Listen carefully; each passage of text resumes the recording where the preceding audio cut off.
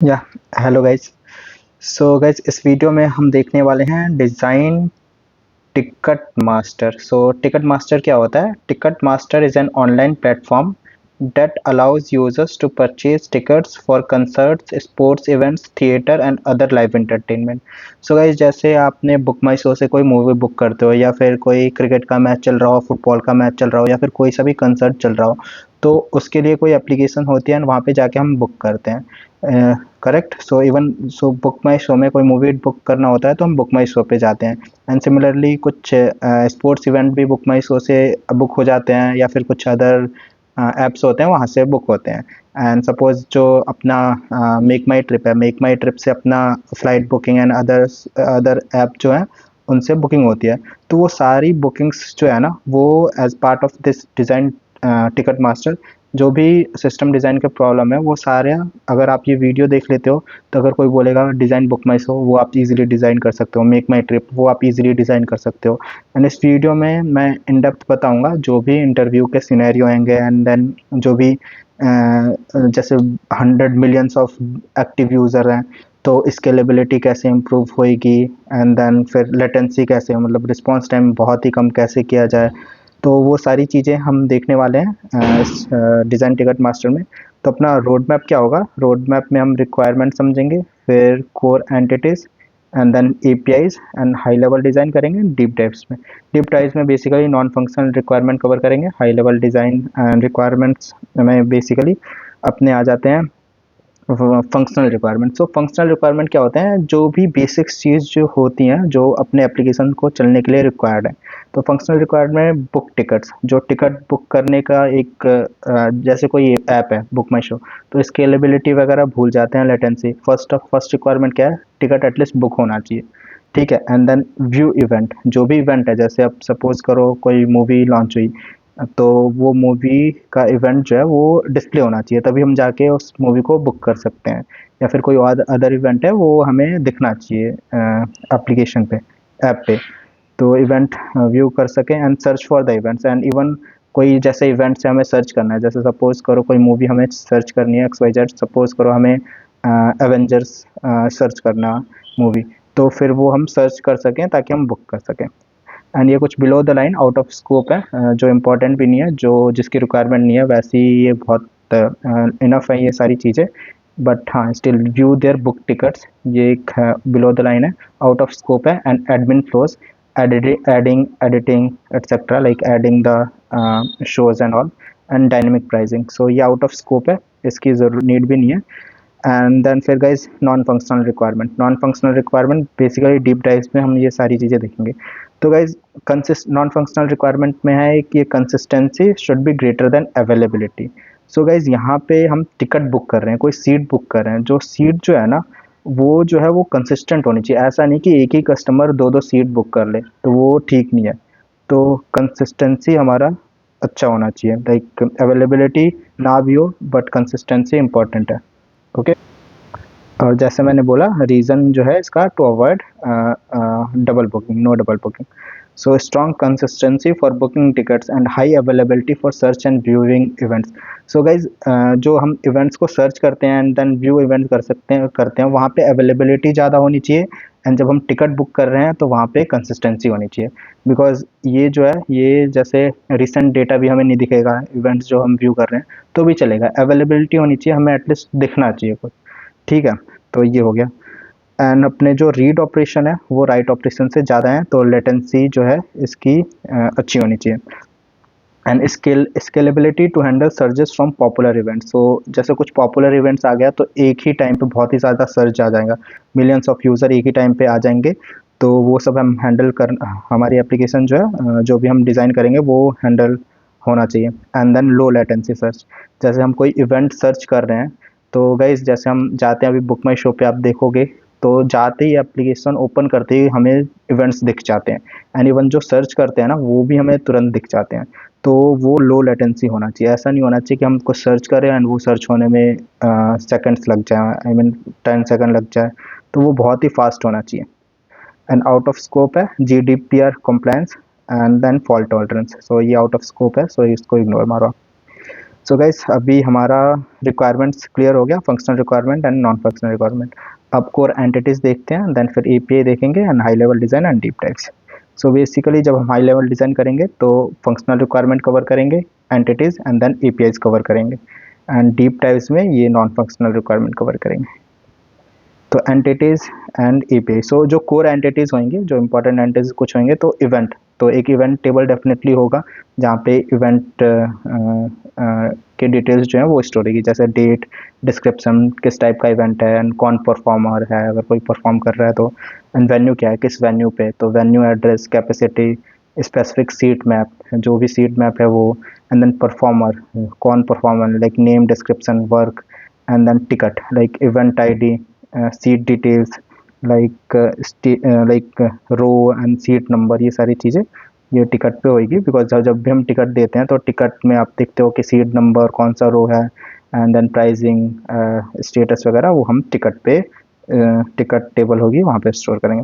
And then user, represent user interacting with the system, like कौन सा user जो है वो बुक कर रहा है।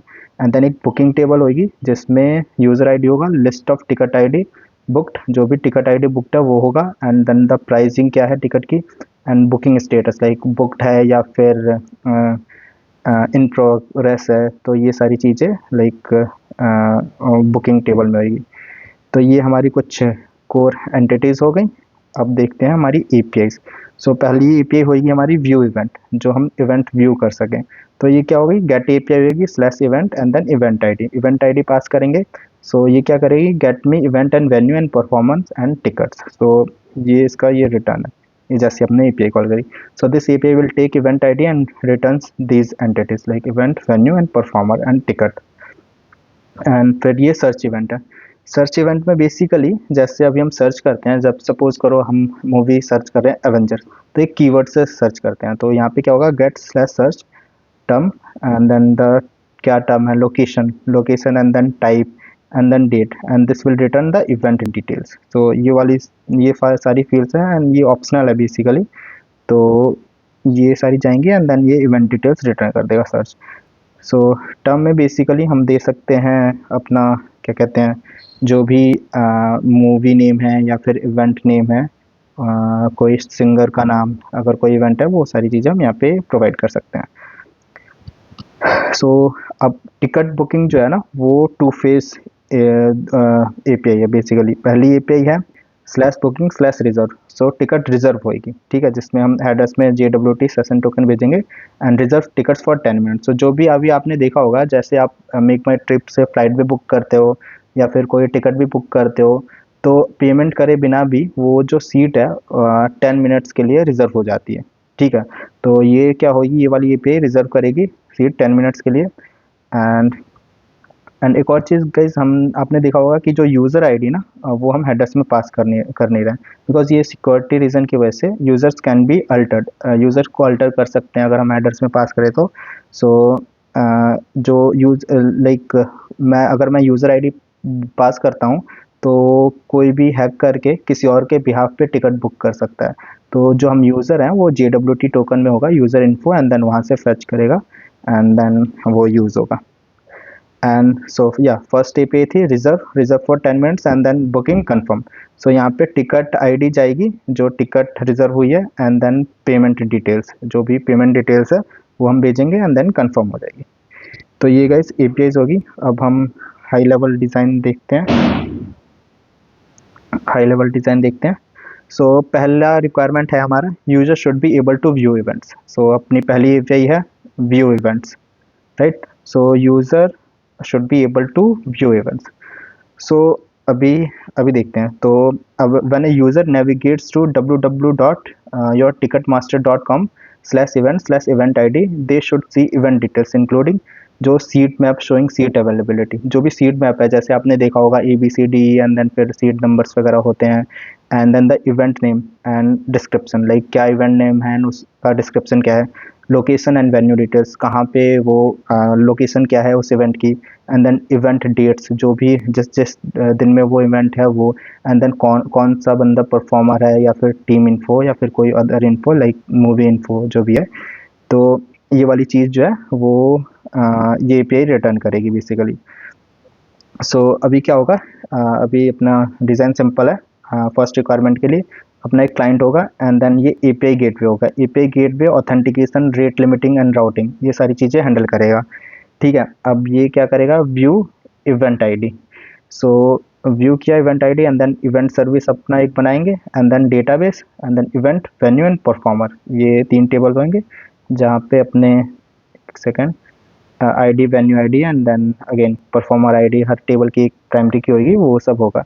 तो होगा ये कि क्लाइंट ने एपीआई गेटवे को बोला कि I wanted to view event ID, API gateway पे गया, एपीआई हिट हुई एंड देन इवेंट सर्विस को अगेन एपीआई हिट हुई, एपीआई गेटवे ने रिडायरेक्ट किया इवेंट सर्विस को एंड देन इवेंट सर्विस ने डेटाबेस को कॉल किया एंड ये सारी डिटेल्स रिटर्न कर दी।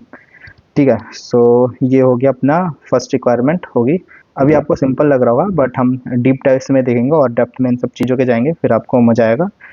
ये हो गया अपना user should be able to view events.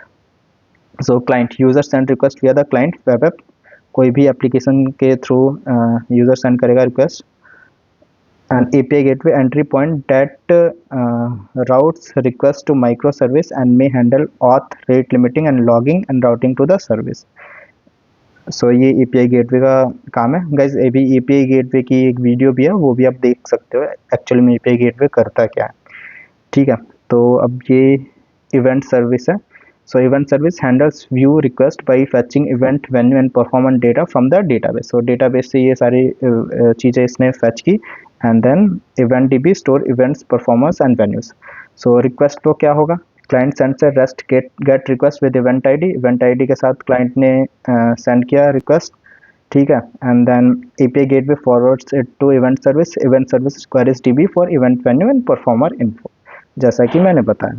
तो ये अपनी पहली रिक्वायरमेंट हो गई हाई लेवल डिज़ाइन की। अब दूसरी रिक्वायरमेंट है user should be able to search for events. जो यूज़र है वो सर्च बार में जाके कोई टाइटल से लाइक कुछ भी सर्च करके, जैसे मैंने बोला एवेंजर्स या फिर कोई दूसरी मूवी जैसे धमाल है, गोलमाल है, वो जाके सर्च कर सके यूज़र, या फिर कोई इवेंट है जैसे अरिजीत सिंह का इवेंट होने वाला है तो अरिजीत सिंह जाके सर्च कर सके। User should be able to search for events. Now that we can view events, users also need a way to find events when they open the site. They expect to search using parameterized based on any combination of keywords, artist, teams, location, date और event type। इन base पे user search कर सकता है events।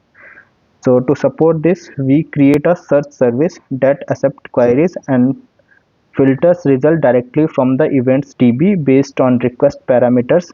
While this basic design has limitation, it's a solid starting point before exploring more advanced search solution। guys, इसमें अभी simple है, जैसे अपना इवेंट सर्विस हमने देख लिया, तभी एक सर्च सर्विस आ गई। ठीक है, अब जो सर्च सर्विस, जैसे ये सर्च इवेंट एपीआई गेटवे के पास आया, क्लाइंट ने भेजा and then search event call हुई, तो फिर ये सर्च सर्विस क्या करेगी, जैसे यहाँ पे हम जैसे टर्म्स, लोकेशंस, जैसे लोकेशन टर्म बेसिकली कुछ नहीं है, जैसे कीवर्ड्स वगैरह हो गया, या फिर लोकेशन के बेस पे हम सर्च कर सकते हैं, टाइप के बेस पे, डेट के बेस पे, वो सारी चीज़ों के बेस पे हम सर्च कर सकते हैं। तो ये जैसे सपोज करो हमने कोई कीवर्ड जैसे एवेंजर्स के बेस पे सर्च करना है, तो उसके बेस पे ये जो सर्च एपीआई है डेटाबेस को कॉल करेगी एंड देन जो भी इन्फो है वो डेटाबेस से रिटर्न होगा एंड देन ये अगेन इसको रिटर्न कर देगा। So when a user searches, the client sends a REST GET request with parameters, the load balancer routes। ये API गेटवे ना load balancer का भी काम कर सकता है। The load balancer routes it to the API gateway which handles auth and rate limiting, then forwards it to the search service। The service queries the event DB for matches and returns the result to the client। ये भी अपना cover हो गया। तो अब तीसरी requirement है user should be able to book tickets to event. अभी हमने व्यू कर लिया इवेंट किसी एक आईडी के बेस पे, मतलब एक स्पेसिफिक इवेंट, जैसे हम गए तो फिर हम जैसे बुक माई शो पे गए तो हमें कुछ इवेंट्स पहले से ही दिखते हैं, तो हम जैसे उस इवेंट पे क्लिक करेंगे तो इवेंट आईडी के रिस्पेक्ट में कॉल जाती है एंड देन उसकी जो seed mapping and other details है लाइक जो भी अगर आर्टिस्ट है, लोकेशन है, वो सारी डिटेल्स हमें आ जाती हैं। एंड दूसरी रिक्वायरमेंट, जैसे हम सर्च बार में गए कोई चीज़ सर्च करें जैसे लोकेशन के बेस पे या फिर कोई मूवी या फिर कोई आर्टिस्ट के बेस पे कुछ भी हम सर्च कर रहे हैं तो वो दूसरी रिक्वायरमेंट आएगी।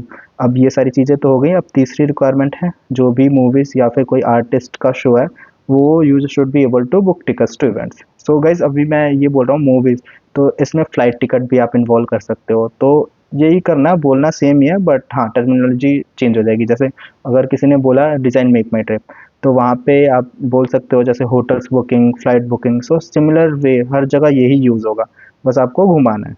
ठीक है, मतलब थोड़ी टर्मिनोलॉजी चेंज करनी है, वो आप चेंज कर ही सकते हो ये एक बार वीडियो देखने के बाद। So user should be able to book tickets to events.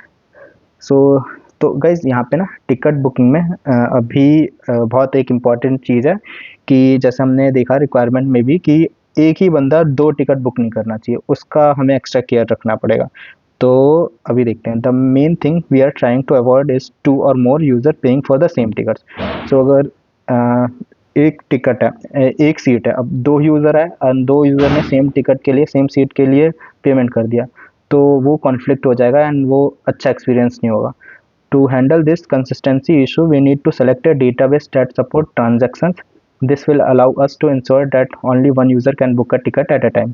So यहाँ पे हमें transactions ज़रूरी है, because एक transaction maintain होगा एंड उस वे में मतलब जैसे to avoid double booking, ये हम एसिड प्रॉपर्टीज़ जो है वो हमारी काम आएगी एंड देन वो हम उसके लिए हम माई एसक्यूएल डेटाबेस या फिर पोस्टग्रेसक्यूएल यूज़ करेंगे। सो while anything from MySQL to DynamoDB would be fine choices, just need acid properties. सो आप एसिड प्रॉपर्टीज़ को डेफिनेटली आपको पता ही होगा एसिड प्रॉपर्टीज़ क्या होती है, atomicity, consistency and isolation and durability. So we will opt for PostgreSQL. Additionally, we need to implement proper isolation levels and either row level locking, pessimistic locking। जो जैसे हम कोई एक रो लॉक करते हैं तो उसको हम pessimistic locking करते हैं, या फिर optimistic concurrency control OCC to fully prevent double booking. तो ये हम डबल बुकिंग को अवॉइड करने के लिए हम रो लेवल लॉक यूज़ कर सकते हैं या फिर OCC optimistic concurrency control use कर सकते हैं। ये चीज़ें मैं एक्सप्लेन करूँगा अभी आपको।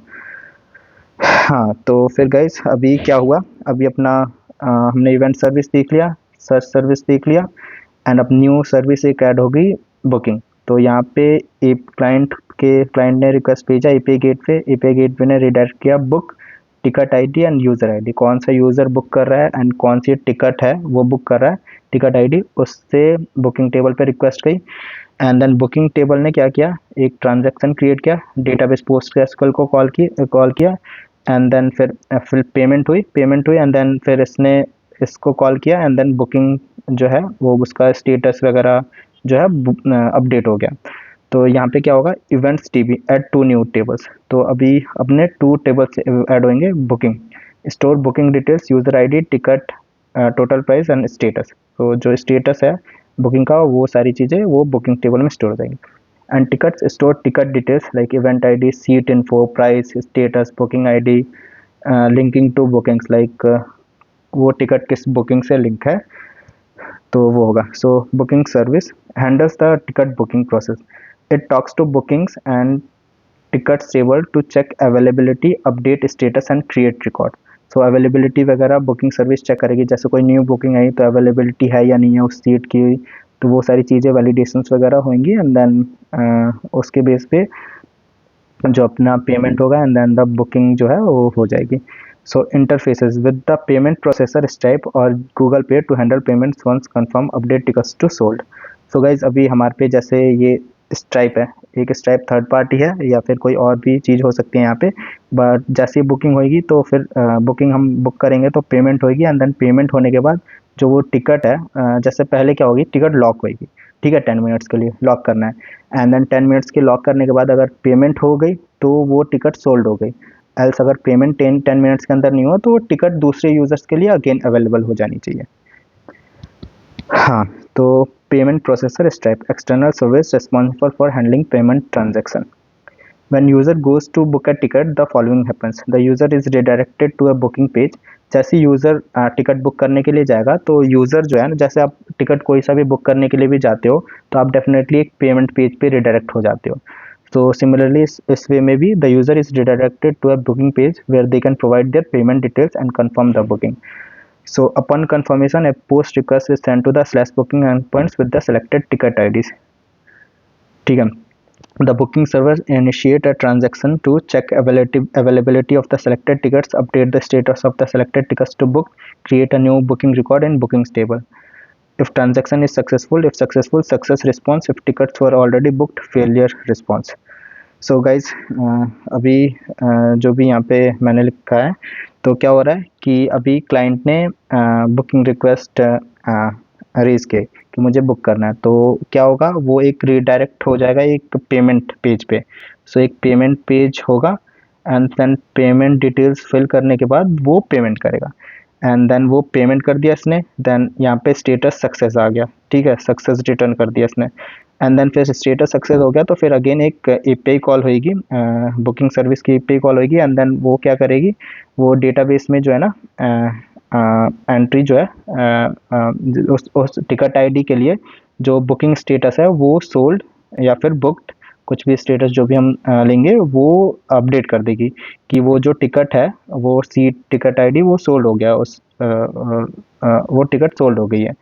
तो क्या हो रहा है यहाँ पे, एक रिक्वेस्ट आई एंड देन बुकिंग सर्विस ने एक पेमेंट इन्फो पे रिडायरेक्ट हुआ पेमेंट पेज पे, यूज़र ने डिटेल्स भरी एंड देन सक्सेस आया, ये इस टाइप से सक्सेस आया. देन फिर अगेन जो है वो एक डेटाबेस मतलब एपीआई कॉल होगा जो क्लाइंट एपीआई, जैसे यहाँ पे स्टेटस सक्सेस आया, लाइक स्ट्राइप ने सक्सेस स्टेटस कर दिया, तो फिर एक अगेन एपीआई कॉल होगी एंड वो एपीआई जो है वो इस टेबल में स्टेटस जो है लाइक टिकट आईडी के रिस्पेक्ट में सीट जो है वो सोल्ड आउट हो जाएगा एंड देन बुकड हो जाएगा.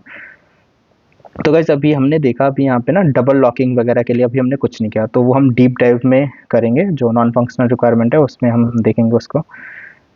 So important notice, when a new event is created, a ticket record is generated for each seat. Current design has a drawback. The user may enter payment details but lose the ticket if someone goes else book it first. We will address this later. So guys जैसा मैंने बोला कि अभी यहाँ पे हमने अभी similarly एक ही बारी में दो यूज़र आ गए, दोनों को पेमेंट इन्फो यहाँ पे सेम टाइम पे पेमेंट पेज दिखा, ठीक है, पेमेंट पेज दिखा एंड देन सेम सीट के लिए पेमेंट पेज दिखा एंड देन सपोज करो दोनों ने पेमेंट कर दी, ठीक है, पेमेंट दोनों ने कर दी एंड फिर जब दूसरी पे कॉल हुई तो फिर डेटाबेस में हमने देखा, जब अवेलेबिलिटी चेक कर रहे हैं कि एक ने तो पेमेंट कर दी, फिर अगर दूसरा यूज़र है, दूसरे यूज़र को अब पता चला कि जो मेरा टिकट है पेमेंट कर दिया और जो मेरी टिकट है वो बुक हो चुकी है, तो वो बैड एक्सपीरियंस होगा. तो ये सारी प्रॉब्लम्स हम डीप डाइव्स में अभी देखेंगे, समझेंगे. तो अभी अपना तीनों जो है एपीआईज कवर होगी, लाइक हाई लेवल डिज़ाइन अपना कंप्लीट हो गया, search, event service and then booking and ये डेटाबेस. अभी हम सर्च को भी ऑप्टिमाइज़ करेंगे एंड देन ये डबल बुकिंग डेफिनेटली ऑप्टिमाइज़ करेंगे. तो ये अपना हाई लेवल डिज़ाइन है गाइस.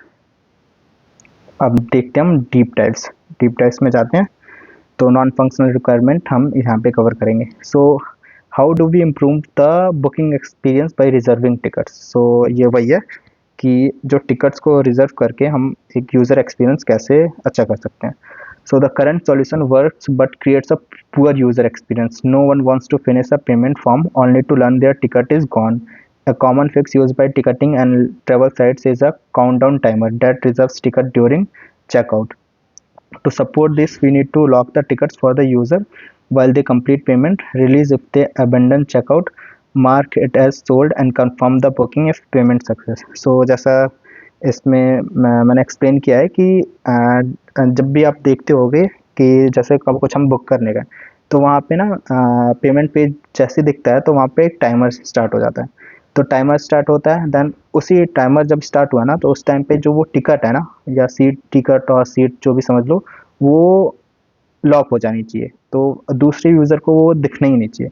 और एक बार जो वो पेमेंट कंप्लीट कर दे तो वो सक्सेस हो जाए, या फिर जैसे टाइमर वो कंप्लीट हो तो फिर वो पेमेंट कर ही ना सके, मतलब पेमेंट पेज ही एक्सपायर हो जाए. तो उस केस में क्या होगा कि अगर उसने पेमेंट कर दिया तो हाँ टिकट सोल्ड हो गया, एंड अगर उसने पेमेंट अभी तक 10 मिनट्स के अंदर नहीं किया तो वो जो टिकट है वो दूसरे यूज़र्स को दिखेगी नहीं तो कोई पेमेंट पेज पे जाएगा नहीं, पेमेंट की डिटेल्स नहीं भरेगा. तो उससे क्या होगा, एक अच्छा यूज़र एक्सपीरियंस मिलेगा. और जैसे 10 मिनट्स हो गए एंड यूज़र ने पेमेंट भी नहीं किया तो वो जो टिकट है वो अनलॉक हो जाएगी. तो इसके लिए ये अचीव करने के लिए क्या है, अपना एक जो भी मैंने अभी एक्सप्लेन किया वो हम अब अचीव करेंगे अपने एप्लीकेशन में. तो एक बहुत विकास सॉल्यूशन है पेसिमिस्टिक लॉकिंग, जैसे मैंने बोला. तो पेसिमिस्टिक लॉकिंग क्या होता है गाइज, हमने जैसे एक बुक कर रहे हैं हम, ठीक है, कोई एक टिकट बुक कर रहे हैं, टिकट आईडी में गए, टिकट सीट बुक कर रहे हैं। तो होगा क्या ये कि जो भी हमें सीट बुक करनी है तो उसको ना हम टेबल में जो जो टिकट है वो ना उस रो को हम 10 मिनट्स के लिए उस रो को लॉक कर दें। तो अब वो रो लॉक हो गई, तो फिर वहाँ पे जो दूसरा यूज़र जो है ना, जब तक ये कमिट नहीं हो जाता वो एक्सेस नहीं कर पाएगा। ठीक है, कमिट होने के बाद ही वो दूसरा यूज़र एक्सेस कर पाएगा। देन कमिट हो गया तो दिखेगा कि वो उस रो में स्टेटस जो है वो सोल्ड है या फिर अवेलेबल है, एंड देन फिर उसके बाद ही दूसरा यूज़र जो है उसको बुक कर पाएगा। तो one common but bad solution is using long-running DB logs. So interactive transaction. For example, with PostgreSQL, select or update the tickets row is locked until the transaction is committed or rolled back. If the user completes purchase, user ने purchase कर लिया तो transaction commits lock release हो जाएगा and ticket book हो जाएगा. And if the user delays or abandon, lock may remain until timeout or manual release. जैसा मैंने बोला जो रो है, रो लेवल पे लॉकिंग हो जाएगी, लॉक हो जाएगा, एंड जब तक कमिट नहीं हो जाता या फिर लॉक रिलीज़ नहीं होता तो फिर वो जो टिकट है वो दूसरे के लिए अवेलेबल नहीं है, वो रो अपडेट नहीं कर सकता। बट ये को गाइज बैड सॉल्यूशन है। क्यों बैड सॉल्यूशन है? क्योंकि जो डीबी लॉक्स है are design for short live operation, not for 5 to 10 minutes hold. तो ये जैसे सेकंड्स के लिए ना, सेकंड्स के लिए जो डीबी लॉक्स है वो डिज़ाइन की गई है। ऐसा नहीं कि 5 to 10 मिनट्स करेंगे तो हमारा एप्लीकेशन बहुत ही ज़्यादा स्लो हो जाएगा। तो long locks strain resources cause contention deadlocks हो जाएगा। एंड जैसे लॉन्ग लॉक्स हो जाएंगे तो 5 से 10 मिनट के लिए तो अननेसेसरीली रिसोर्स यूटिलाइज होगा, तो वो अच्छा नहीं है। एंड देन डेडलॉक की भी कंडीशन पॉसिबिलिटी है। So PostgreSQL doesn't natively support time locks, app level management needed, and then scalability definitely poor हो जाएगी। हाई लोड जैसी होगा तो अपना जो रो है वो लॉक वगैरह है तो स्केलेबिलिटी बेकार हो जाएगी, एंड अपना जो डेटाबेस है वो क्रैश भी हो सकता है। तो ये एक अच्छा सॉल्यूशन नहीं है कि एक रो को 5 से 10 मिनट के लिए लॉक कर दो उस टिकट आईडी के रिस्पेक्ट में। तो एक अच्छा सॉल्यूशन है status and expiration time with cron job. तो गाइज इसमें क्या होता है कि a better method is to add a status field plus expiration time in the ticket table. जो टिकट टेबल है उसमें हम एक स्टेटस ऐड करेंगे and then expiration time add करेंगे। Tickets can be available, reserved और बुक्ड, ये 3 status maintain होगा उस टिकट के रिस्पेक्ट में। When a user select a tickets status equal to reserve, जैसे किसी यूजर ने वो टिकट सेलेक्ट किया, मतलब सीट टिकट, तो क्या होगा, वो जो स्टेटस है उस वो टिकट के लिए रिजर्व हो जाएगा एंड टाइम स्टैम्प रिकॉर्ड हो जाएगा, ठीक है, उसी टाइम का। And if purchase complete status जो है वो बुकड हो जाएगा। एंड इफ यूज़र डिलेज, अगर यूज़र डिले करता है या फिर अबेंडन करता है तो स्टेटस रिवर्ट बैक हो जाएगा टू अवेलेबल आफ्टर एक्सपायरेशन। तो जैसे हमने फर्स्ट टाइम पे कोई फर्स्ट यूज़र आया, ठीक है, फर्स्ट यूज़र आया तो उसने स्टेटस जो है ना यहाँ पे स्टेटस जो हो गया रिजर्व्ड, ठीक है, रिजर्व हो गया। टाइम स्टैम्प एक चला गया फ्यूचर का, सपोज करो फ्यूचर का 5 minutes, current date plus 5 minutes चला गया। तो फिर अगर जो जैसे ही वो 5 मिनट्स कंप्लीट होगा ना, जैसे अगर अगर बुक हो गया तो स्टेटस बुकड हो जाएगा, ठीक है, बट अगर जो टाइम स्टैम्प बुक नहीं हुआ तो जैसे वो टाइम स्टैम्प जो है वो +5 मिनट्स गया है तो फिर करंट टाइम पे आ जाएगा। या फिर यूज़र जो है ना, मतलब जैसे डिले करता है या फिर अबेंडन करता है तो स्टेटस जो है ना reverse to available after expiration, जैसे एक्सपायरेशन ख़त्म हुआ तो वो अवेलेबल हो गया। एंड टू एनफोर्स एक्सपायरेशन, जो हमने एक स्टेटस और एक्सपायरेशन टाइम ऐड किया है कॉलम, तो उसको इन्फोर्स करने के लिए क्या कर सकते हैं, हम एक क्रॉन जॉब यूज़ कर सकते हैं टू रिसेट एक्सपायर्ड रिजर्वेशन। जो भी एक्सपायर्ड रिजर्वेशन है, जो भी लाइक एक्सपायरेशन टाइम जो है वो इंक्रीज़ हो जाएगी। जैसे हम +5 मिनट्स हमने स्टोर करवाए बट अब +5 मिनट से ज़्यादा है देन वो टिकट बुकड भी नहीं है, तो उस केस में क्या करेगा क्रोन जॉब, उस टिकट आईडी को अवेलेबल करवा देगा, ठीक है, वो अवेलेबल हो जाएगा टिकट आईडी। और handle it on demand eight query, and query time पे भी इसको हम हैंडल कर सकते हैं। जैसे हम बुक करने चाहें तो डेटाबेस को कॉल कर सकते हैं एंड देन चेक कर सकते हैं कि वो जो एक्सपायरेशन है वो करंट डेट से ज़्यादा पीछे है, एंड पीछे है तो वो अवेलेबल है एंड उसको अवेलेबल करवा दे उस टिकट को। हाँ, तो गाइज ये एक अप्रोच है कि हम एक मेंटेन करें status and then expiration time and जैसे यूज़र वन आया तो उसने स्टेटस जो है वो रिजर्व कर दिया। एंड जो करंट टाइम प्लस 5 मिनट्स चला गया एक्सपायरेशन टाइम में। ठीक है, जैसे अभी सपोज करो 11 बज रहे हैं, तो यहाँ पे चला जाएगा 11:05। ठीक है, एंड देन फिर अगर ये सपोज करो बुकड हुआ तो स्टेटस जो है वो बुकड हो जाएगा। बट अगर ये बुक नहीं हुआ, यूज़र रोल बैक कर गया, उसने यूज़र को देखा फिर रोल बैक कर गया, तो फिर अब दो पॉसिबिलिटी है। अब दो दो केसेस हैं इस टिकट को, लाइक इस रो को हमें रोल बैक करने के लिए। लाइक इस स्टेटस पे अभी रिजर्व्ड है, तो रिजर्व्ड है तो इसको अवेलेबल करवाना पड़ेगा, बिकॉज वो टिकट अवेलेबल नहीं है दूसरे यूज़र के लिए, यूज़र 2 3 के लिए। तो उसके लिए क्या होगा, जैसे अब एक एक हमारा है क्रोन जॉब एक क्रोन जॉब की जो है वो हर फ्यू मिनट्स में, 5 मिनट में या 10 मिनट में, वो हम जैसे भी कॉन्फ़िगर करेंगे उसके बेस पे टेबल्स में स्टेटस वगैरह देखेगा। एंड देन एक्सपायरेशन टाइम देखेगा कि अगर अभी जैसे अभी करंट टाइम अब जो है 11:06 हो गया और ये जो है टिकट रिजर्व्ड है, बुक नहीं है, तो फिर क्या करेगा, इस स्टेटस को रिजर्व्ड से अवेलेबल कर देगा। एंड दूसरा केस है, सपोज यूज़र 2 आया, अब वो उसने चेक किया उस टिकट आईडी के रिस्पेक्ट में, वो चेक कर रहा है। एंड देन फिर चेक किया उसने, एंड देन देखा कि जो टाइमिंग है वो करंट टाइम से ज़्यादा है, तो ये अवेलेबल होना चाहिए, तो फिर उसको प्रोसीड कर सकता है बुकिंग के लिए, या फिर जो है यूज़र जो है उसको ये अवेलेबल करवा देगा स्टेटस को। तो ये है अपना एक गुड सॉल्यूशन। बट हमारे पे एक बेस्ट एंड ग्रेट सॉल्यूशंस भी है, उसके साइड जाएंगे हम।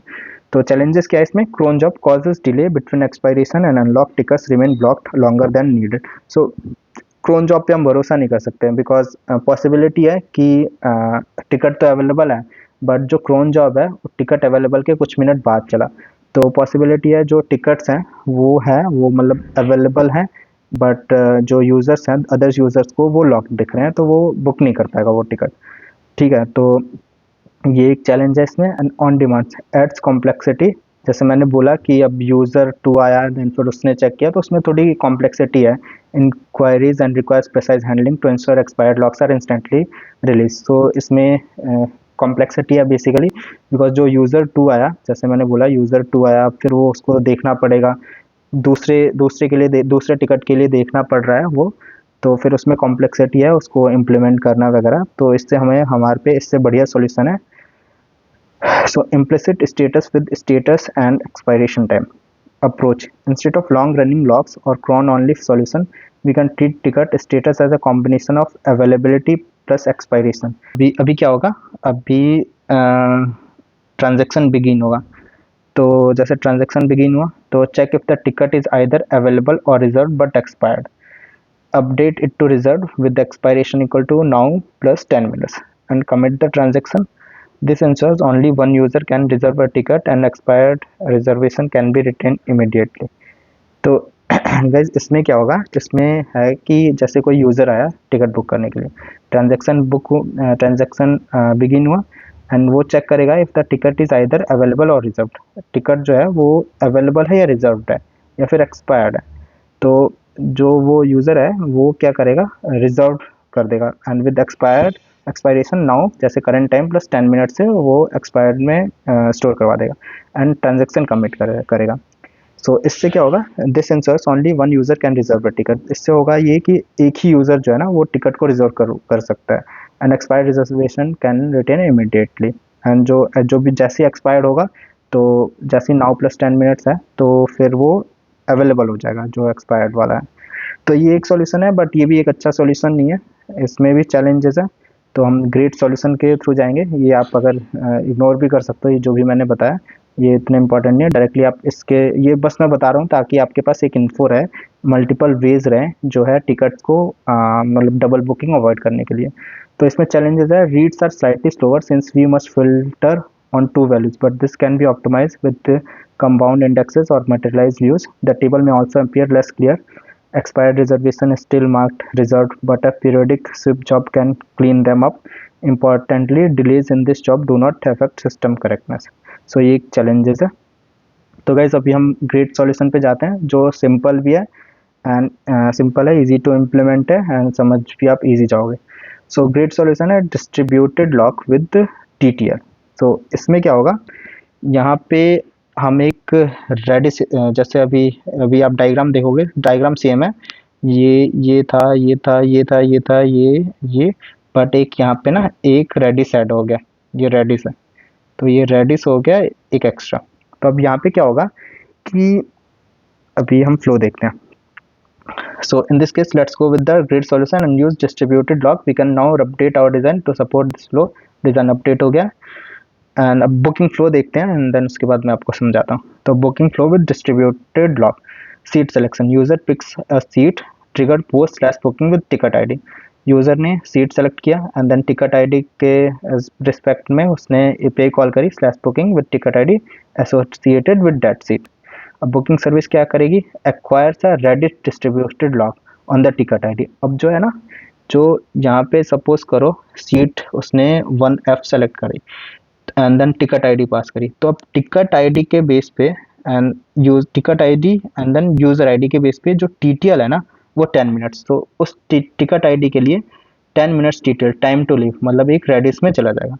तो क्या हो रहा है यहाँ पे, booking service acquires a Redis distributed lock on the ticket ID TTL equal to 10 minute, creates a booking entry in DB with the status equal to in progress and returns booking ID to the client, redirects to the payment page। तब ये booking service का सब क्या कर रही है कि जैसे ही स्लैश बुकिंग कॉल हुआ तो ये बुकिंग सर्विस ने ना टिकट आईडी के रिस्पेक्ट में ना वो जो भी टिकट आईडी थी, जो सीट सेलेक्ट किया था एंड उसके रिस्पेक्ट में जो भी टिकट आईडी आई थी उसके बेस पे ना एक टीटीएल 10 मिनट्स कर दिया एंड देन जो स्टेटस है ना बुकिंग स्टेटस को उसने इन प्रोग्रेस मार्क कर दिया। जो बुकिंग का स्टेटस है यहाँ पे एक स्टेटस भी होगा, जैसे स्टेटस या फिर टिकट स्टेटस जो है, so creates a booking entry in DB with the status in progress हो गया एंड जो है returns booking ID to the client, redirects to the payment page and जो बुकिंग आईडी है बुकिंग आईडी भी वो रिटर्न कर देगा क्लाइंट को एंड देन एक पेमेंट पेज पे रिडायरेक्ट कर देगा। तो यहाँ पे क्या हो रहा है, क्लाइंट ने स्लैश बुकिंग किया एंड देन फिर बुकिंग सर्विस ने क्या किया, बुकिंग सर्विस ने टिकट आईडी के रिस्पेक्ट पे टीटीएल 10 मिनट से एक एंट्री लॉक कर दिया उस टिकट आईडी को with TTL 10 minutes and then फिर बुकिंग स्टेटस को इन प्रोग्रेस कर दिया एंड देन फिर बुकिंग सर्विस ने क्लाइंट को क्या किया, बुकिंग आईडी रिटर्न कर दी। So timeout handling. If no payment is made, Redis auto release the lock after 10 minutes, making seat available again. तो गाइज अगर कोई पेमेंट नहीं होता, जैसे पेमेंट पेज पे रिडायरेक्ट कर दिया, पेमेंट नहीं होता तो 10 मिनट बाद, जैसे टीटीएल 10 मिनट्स है तो रेडिस जो है ना, इस रेडिस जो है अपने इन मेमोरी से ये जो एंट्री है टीटीएल जैसी 10 मिनट से ज़्यादा वो हटा देगी, ठीक है, फ्लश आउट हो जाएगा। तो इससे क्या होगा कि अब दोबारा जो वो टिकट है वो अवेलेबल हो जाएगा। So here and payment, the user will fill out the payment details and submit it with the booking ID, send it to the Stripe webhook confirmation. Stripe notifies our system using booking ID, we run a DB transaction। अब जैसे Stripe ने जैसे payment पे जाया और payment हो गई, suppose करो पेमेंट नहीं हुई तो उस केस में ये एक्सपायर हो जाएगा एंड दूसरे यूजर्स के लिए अवेलेबल हो जाएगा वो टिकट, वो सीट टिकट आईडी के रिस्पेक्ट में। बट अगर पेमेंट हो गई तो पेमेंट होने के बाद स्ट्राइप ने सक्सेस रिटर्न किया एंड देन बुकिंग सर्विस क्या करेगी अब कि यूजिंग बुकिंग आईडी फिर एक बुकिंग सर्विस एक डीबी ट्रांजैक्शन रन करेगी and update ticket status as sold. पहले टिकट का स्टेटस हमने इन प्रोग्रेस किया था एंड देन अब सोल्ड मार्क कर दिया and update booking status as confirm and booking status जो है वो कंफर्म हो गया।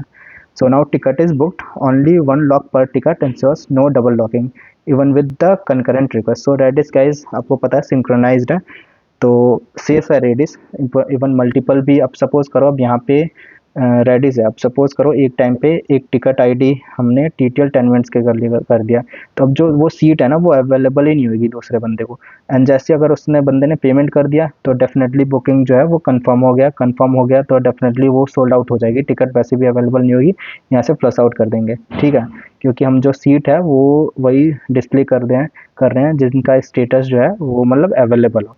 बट अगर सीट अवेलेबल नहीं है, सोल्ड है, तो वो हम जैसे आप देखते भी हो सीट जो है वो डिसेबल हो जाती है, बुक माई शो में भी देखते हो तो डिसेबल हो जाएगी एक बार सोल्ड होगी तो। अगर पेमेंट उसने नहीं किया तो जैसे ही ये एक्सपायर हुआ, रेडिस एक्सपायर हुआ तो फिर क्या होगा, एक्सपायर होगा तो फिर वो सीट अवेलेबल हो जाएगी दूसरे यूज़र के लिए। तो ये एक बेस्ट वे है और ईजी वे है।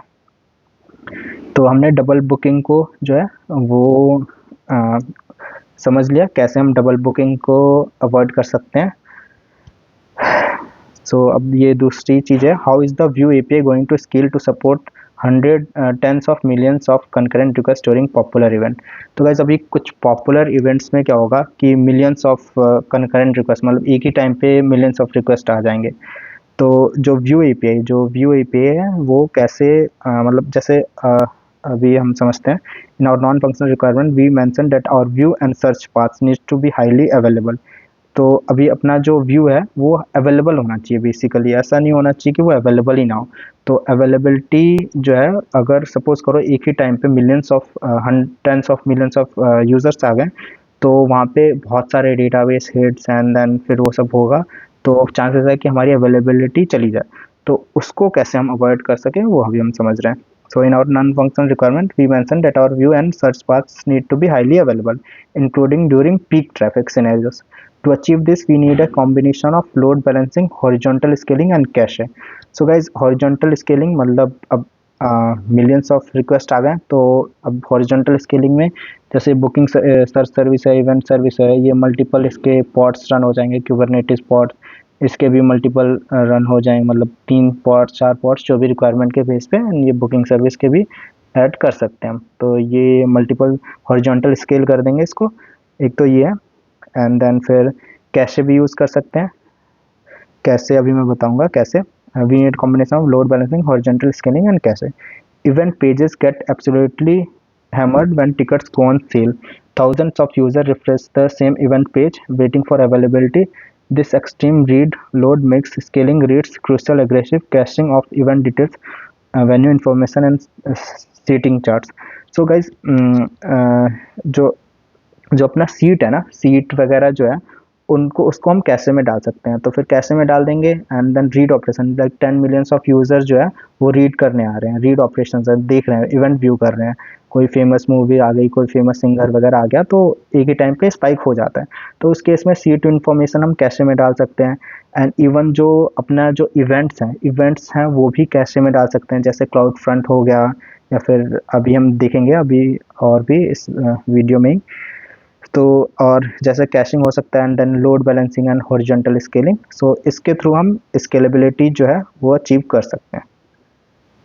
अभी अभी अपना डायग्राम जो है अब देखोगे तो यहाँ पे हमने ये सेम है, ये ticket lock Redis, and then ये एक एक्स्ट्रा ऐड हो गया अपने डायग्राम में, रेडिस इवेंट कैशे। जो भी इवेंट्स वगैरह हैं तो वो हम इस कैशे में डाल सकते हैं, सीड मैपिंग कैशे में डाल सकते हैं। इंस्टेड ऑफ हिटिंग डेटाबेस हम इसको हिट कर सकते हैं, जो इवेंट सर्विस है वो इसको डायरेक्ट हिट करेगी एंड देन डेटा रिटर्न हो जाएगा। तो इस बेस पे हम स्केलेबिलिटी है जो हमारी इम्प्रूव हो जाएगी। मतलब बेसिकली अगर डेटाबेस टाइम लेगा रिटर्न करने में तो वहाँ पे इशू आ सकता है हमें, बट डेटाबेस हिट जाएगा ही नहीं, डेटाबेस हिट इतना नहीं जाएगा।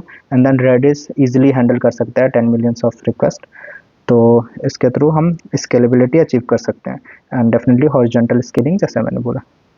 So how will the system ensure a good user experience during high demand events with millions of simultaneously booking tickets?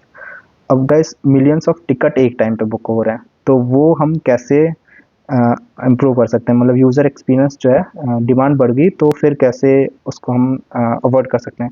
Because अभी जैसे कुछ पॉपुलर इवेंट्स होते हैं, so the with popular events the loaded seed map will go stale quickly. Users will grow frustrated as they repeatedly click on seat only to find out it has already been booked.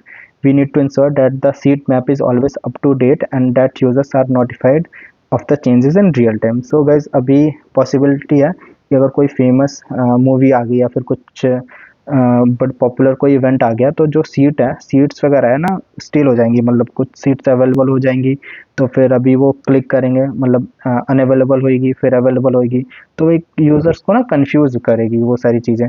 तो उसको हम कैसे हम ensure कर सकें, मतलब avoid कर सकें, वो हम देखते हैं। तो एक हमारे पे ग्रेट सॉल्यूशन है, virtual waiting Q for extremely popular events. तो एक वर्चुअल वेटिंग क्यू में डाल देंगे। So for high demand events we can introduce an admin enable virtual waiting queue to control access before user reach the booking page. तो users booking page पे आए उससे पहले हमारे पे एक वर्चुअल क्यू होगा and this helps prevent overload and ensures a smoother user experience. तो अभी फ्लो क्या होगा, when a user requests the booking page they are added to the virtual queue.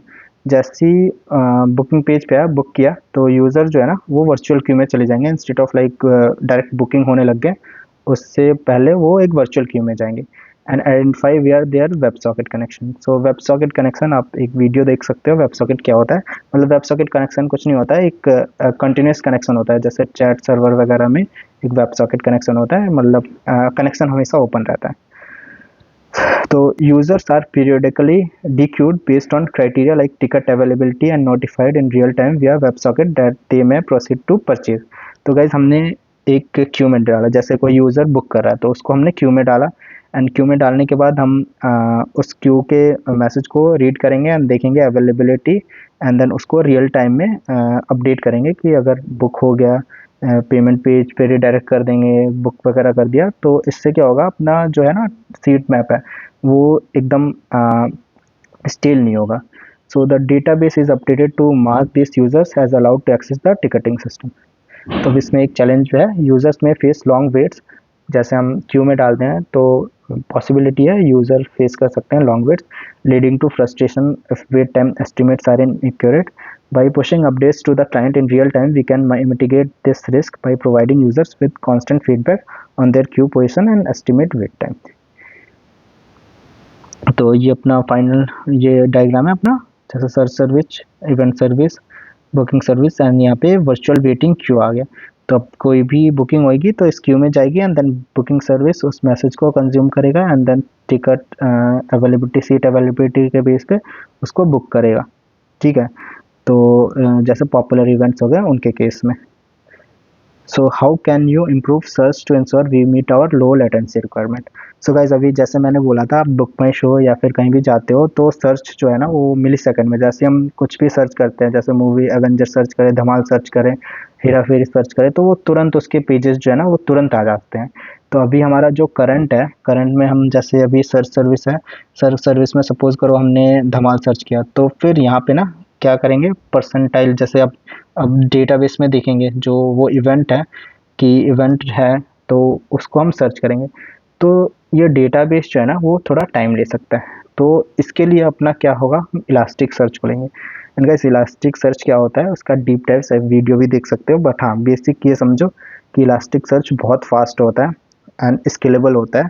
And उससे जो हम जैसे कुछ भी है, जैसे मिस स्पेल भी करते हैं, जैसे एवेंजर को AVNGR लिख दिया, तो भी जो है उस पर कैपेबिलिटी होती है कि वो करेक्ट डेटा रिटर्न कर दे उसको मैच करवा के। So our current search implementation is not going to cut it. Queries to search for events based on keywords in the name, description, or other fields will require a full table scan because of the wild card in the like clause. So like clause में this can be very slow, especially as the number of events grow. So guys अभी PostgreSQL में अगर हम search करते हैं ना तो full table scan होगा। तो अभी देखो ये जो क्वेरी है, select star from events where name like percentile tailor percentile or description like percentile tailor description. तो फुल टेबल स्कैन होगा एंड ये बहुत ही ज़्यादा स्लो है, बहुत स्लो है, तो ये हम यूज़ कर ही नहीं सकते, इससे हम अचीव नहीं कर पाएंगे लो लेटेंसी व्यू इवेंट्स में, जो हम इवेंट व्यू करेंगे, सर्च करेंगे। तो ग्रेट सॉल्यूशन क्या है, use a full text search engine like elastic search. So elastic search best choice है। सो यूज़ इलास्टिक सर्च और similar full text search, it works on inverted indexes. ये सारी चीज़ें अगर आपको समझनी है तो आप मतलब इलास्टिक सर्च की वीडियो देख सकते हो, वो वहाँ पे इजीली एक्सप्लेन है। सो हाँ अभी हम वो सब नहीं देखते, बट हाँ ये मान के चलो जैसे मैंने बोला इलास्टिक सर्च बहुत फास्ट है। सो यूज़ इलास्टिक सर्च और similar full text search, it works on inverted indexes which map words to documents, making searches fast and scalable. To keep ES in sync with PostgreSQL, use change data capture (CDC), which streams inserts, update, and deletes from the DB to Elasticsearch in near real time. ES also supports fuzzy search, so queries like Taylor Swift versus Taylor (LER) Swift still returns the correct result, something hard to achieve with plain SQL. So जैसे हम wrong spelling भी देते हैं तो plane SQL से वो बहुत hard है अचीव करना, बट ये इलास्टिक सर्च है वो इजीली जो है वो करेक्ट रिजल्ट रिटर्न कर देता है। सो गाइज अभी हमने देखा, मतलब ये जो इलास्टिक सर्च में क्या होगा कि अब इलास्टिक सर्च को हम जो भी डेटा है वो मैप कैसे करेंगे।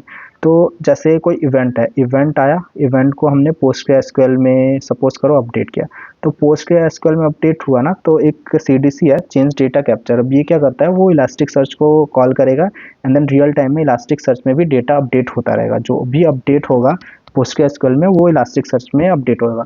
एंड जैसा हमने बोला, हमें अवेलेबिलिटी चाहिए। अगर थोड़ा डिले भी जाता है, जैसे PostgreSQL में कुछ अपडेट हुआ एंड देन वो इलास्टिक सर्च में अपडेट नहीं हो पाया एंड देन कुछ माइनर डिले हो गया जब हम सर्च कर रहे हैं, तो available at least fast, latency fast होनी चाहिए, वो अवेलेबल होना चाहिए जल्दी से जल्दी। तो इलास्टिक सर्च का वो एक बेनिफिट है, तो यहाँ पे हम अवेलेबिलिटी को प्रायोरिटाइज करेंगे। सो यहाँ पे इलास्टिक सर्च बेस्ट ऑप्शन है। एंड कुछ चैलेंजेस हैं, ensuring data consistency between PostgreSQL and ES। जैसे मैंने बोला, अगर अपडेट करते हैं PostgreSQL एंड देन फिर CDC के थ्रू ES अपडेट करेंगे तो थोड़ा डिले आ सकता है। Running and maintaining an ES cluster, elastic search cluster adds infra complexity and cost. तो डेफिनेटली इलास्टिक सर्च जो है वो कॉस्ट इंक्रीज करता है, मतलब एक इलास्टिक सर्च का सेटअप एंड ऑल, तो डेफिनेटली कॉस्ट इंक्रीज होगा ही। तो ये कुछ ट्रेड ऑफ है, आप बता सकते हो कि अगर हमें लेटेंसी कम चाहिए तो हमें कॉस्ट पे करना पड़ेगा, तो ये ट्रेड ऑफ है। तो गाइज ये अपना डायग्राम हो गया। यहाँ पे आप देखोगे सर्च सर्विस है। अब ये क्या करेगी, इलास्टिक सर्च के साथ इलास्टिक सर्च से कम्युनिकेट करेगी एंड देन मिली सेकेंड में, लाइक रियल टाइम में जो है सर्च सर्विस को डेटा मिल जाएगा एंड देन क्लाइंट खुश हो जाएगा इतने स्पीड में डेटा देख के। सो अब ये फिफ्थ पॉइंट है, how can you speed up frequent repeated search queries and reduce load on our search infra. So guys इसमें क्या है कि great solution, great implement query result caching and edge caching techniques.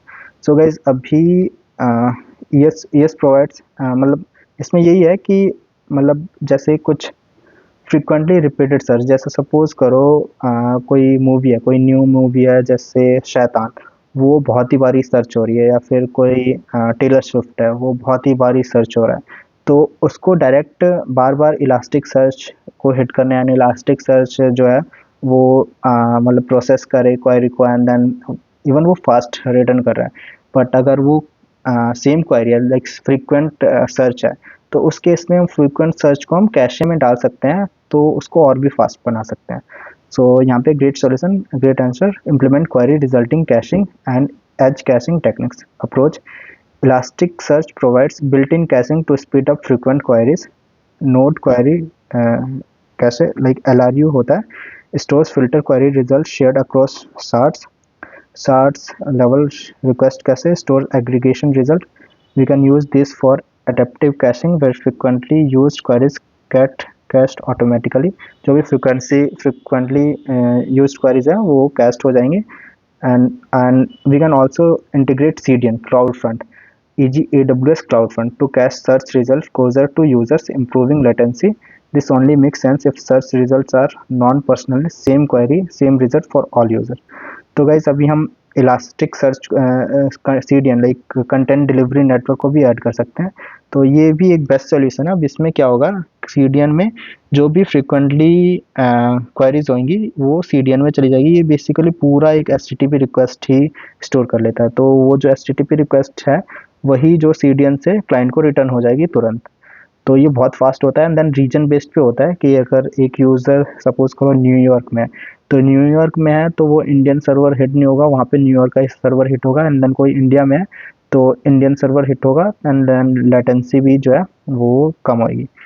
तो ये एक है, ये हम CDN यूज़ कर सकते हैं फर्स्ट, लाइक जो भी फ्रीक्वेंट सर्चेज हैं उनको हम CDN में पुट कर सकते हैं, देन क्लाइंट जो है डायरेक्टली यहीं से जो इवेंट है वो व्यू कर सकता है, जो भी सर्च इवेंट है। सो चैलेंजेस, इसके चैलेंजेस क्या है जो CDN यूज़ करने के लिए, ensuring consistency between cached data and real time data queries is tricky. Cache must be invalidated whenever data change, e.g. when new event is added। तो guys जैसे अब ये CDN है एंड देन इलास्टिक सर्च है, तो जैसे कोई new event add होता है, तो न्यू इवेंट ऐड होता है तो CDN के पास न्यू इवेंट नहीं है, तो उस केस में जो CDN है उसको इनवैलिडेट करना पड़ेगा एंड देन फिर जो न्यू इवेंट है वो इलास्टिक सर्च से, ताकि अगर यहाँ पे इनवैलिडेट हो गया तो यहाँ पे अवेलेबल नहीं है, तो उस केस में वो सर्च सर्विस हिट करेगा and then search service elastic search को हिट करके डेटा लेके आएगी। So since search queries and results are not directly linked, invalidation is harder. Invalidation harder, ये कुछ challenges है and requires extra infra managing adaptive caching plus CDN integration. तो ये एक infra को manage करना भी थोड़ा एक complex है. तो ये कुछ challenges है, but हाँ अगर हमें fast experience चाहिए जैसे book my show and all, ये सारी चीज़ें यूज़ करती है ये CDN, Elasticsearch, ये सब चीज़ें यूज़ होती है बिकॉज हमें फास्ट चाहिए डेटा. तो वैसे ये फाइनल डायग्राम है. यहाँ पे क्लाइंट है, CDN है, API gateway, view event, event service, search service and then booking service. तो टिकट रिजर्व हुई, ticket ID user ID and then confirm ticket ID user ID and payment details के साथ ticket confirm हुई.